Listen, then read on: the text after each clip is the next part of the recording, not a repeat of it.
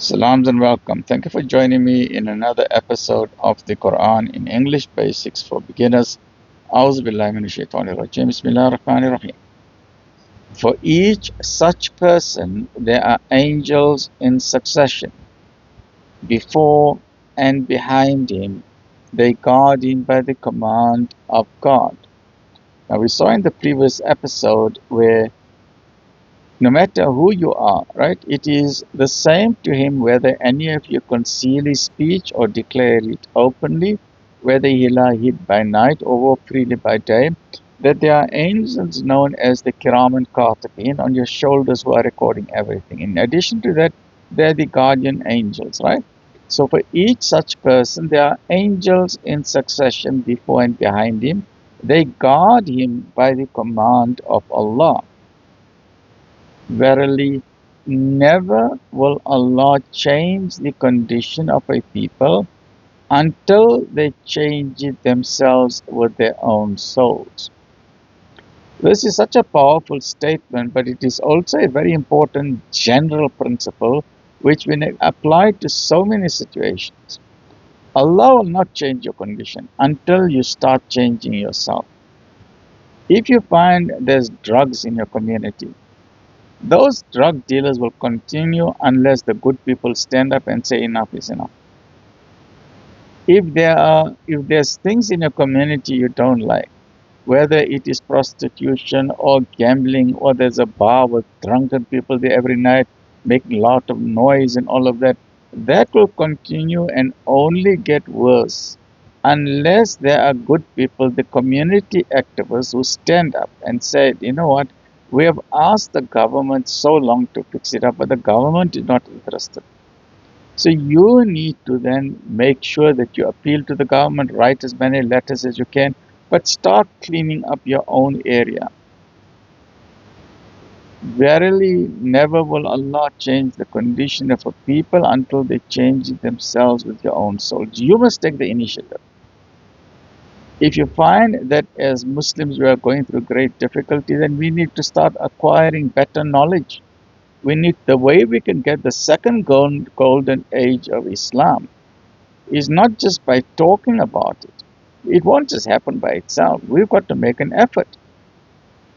The reason why there was a beautiful golden age of Islam, where Islam prevailed for 1,000 years, and we can have it again for another 10,000 years, provided we follow the very first command, or the very first revelation, which is Iqra, which is read, the importance of knowledge. And we need to be vociferous readers, voracious readers.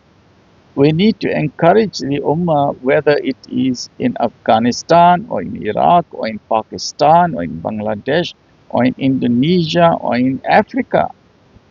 Please, Mensa, read, read, read. Make sure you discover various scientific advancements and technology. And we as a community, as South Africans, we must find the cure for cancer, because there is a cure for cancer. And we must find a cure for diabetes and for rheumatoid arthritis and for Alzheimer's and dementia. Because the Prophet Mohamed Nabi Sal'lal'laa'hu A'layhi Was'sallam told us that there is a cure for every illness except death. So our life will continue. We will keep popping pills. We will keep taking chemotherapy and radiotherapy and people shaving their head, and we will keep on suffering with pain and so on until we decide, hey guys, we are tired of tablets. Let's find a cure for cancer. Or let's find a cure for diabetes. And as a man, so when you find that cure, and I'm sure we as South Africans have got the ability to find that cure, please give the formula for free to the world. Don't be like other nations who want to sell it for billions of dollars and hundreds of millions of dollars, and they make the rich more richer and make the poor suffer. No, don't do that. We are good people. So the day we find a cure for cancer and a cure for diabetes, as a Mensa, give that formula for free to the whole world. Yes, the pharmaceutical industries won't like it because that's how they make the money.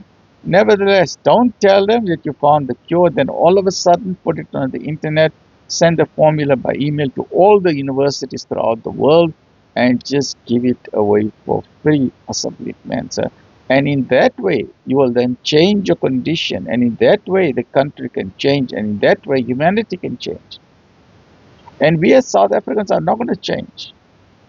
Our crime will continue.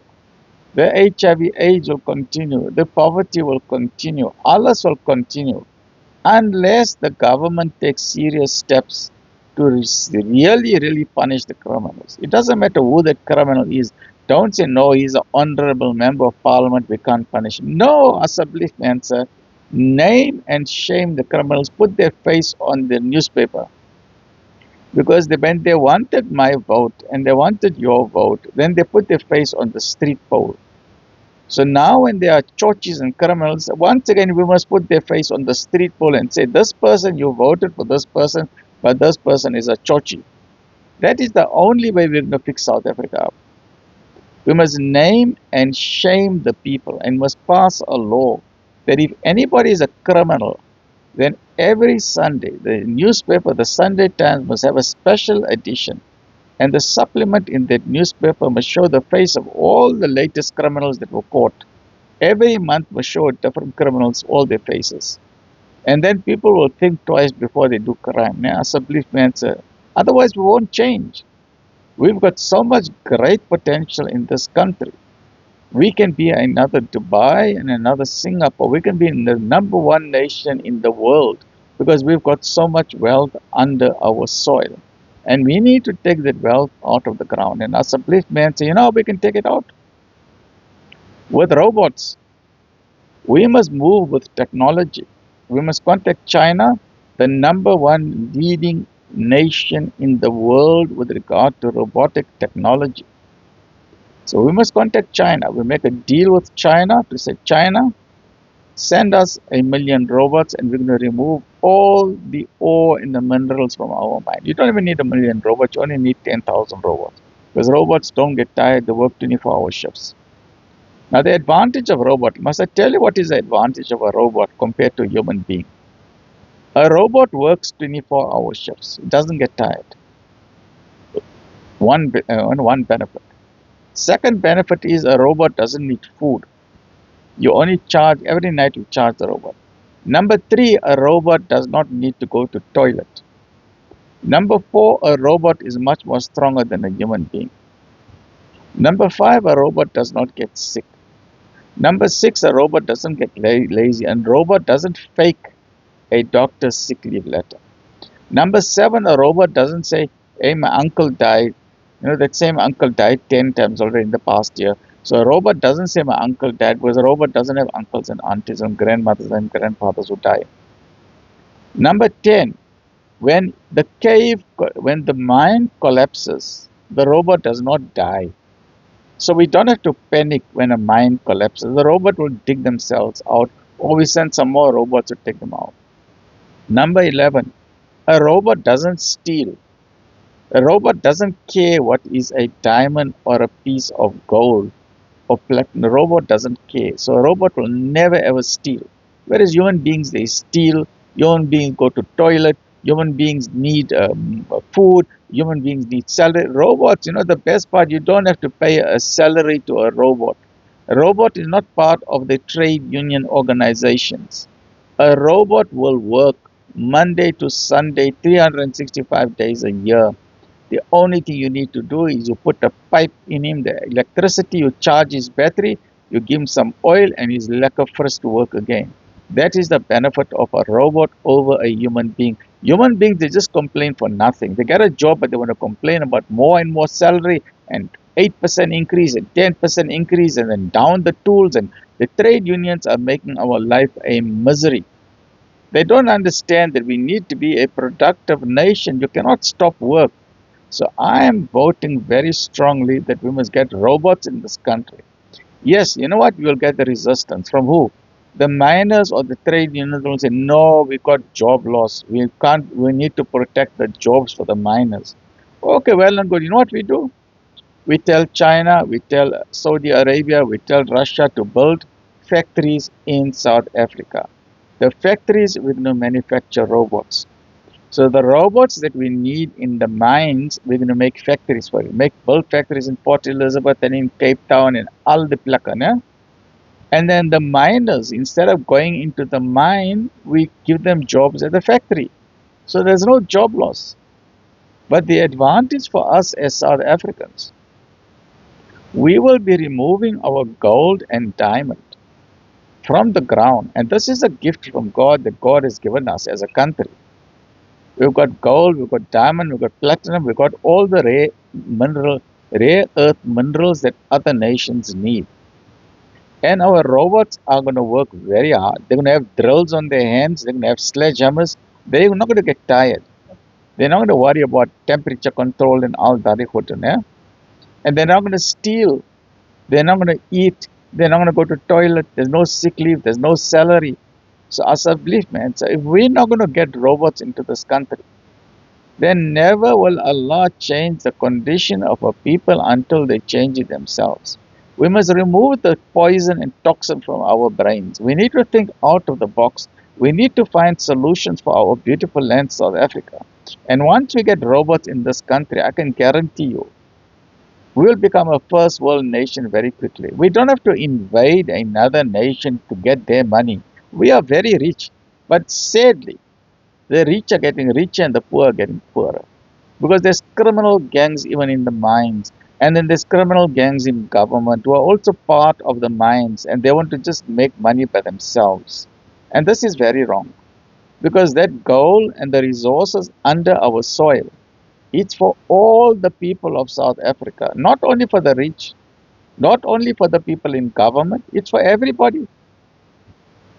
And if you're part of the criminal gangs and criminal activities, as a belief, don't say no one told you. I'm telling you today, God is going to hold you accountable.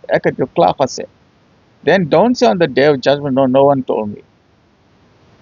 Everyone is warning you that there is a day of judgment. So don't pretend you don't know. But that's baie mense. Daardie dag hulle gaan 'n groot skrik kry, né? They're going to get a skrik of their life. But when once Allah wills a people's punishment, there can be no turning it back, nor will they find besides Him any to protect. So those people, what this is also telling us, that those people who don't believe in God, or those people who have removed God from the equation of their life, and those people who, when the truth comes to them, they are not interested in the truth, they are just ignoring it. They will continue living their life, being involved in entertainment and just passing time with video games and going for holidays and just earning money and more money and worshipping money. Their life will continue like that until suddenly one day they are dead. And then they will get a skrik of their life, because when they are dead, then on the day of judgment, they will be standing in front of God, and then they will say, what happened? What happened? Well, your life will never change unless today, unless today you get a copy of the Quran. Get a copy of the Quran and make a note in your diary, put it as part of your bucket list. Start reading it from this weekend as a belief answer. The Quran gives you the GPS coordinates, how to get back safely back to your Creator. Without that, you will be lost forever in the cosmos in eternity. But when Allah wills a people's punishment, there can be no turning it back, nor will they find besides Him any to protect. May your life be full with barakah, blessing, goodness, and afiyah. Alhamdulillah.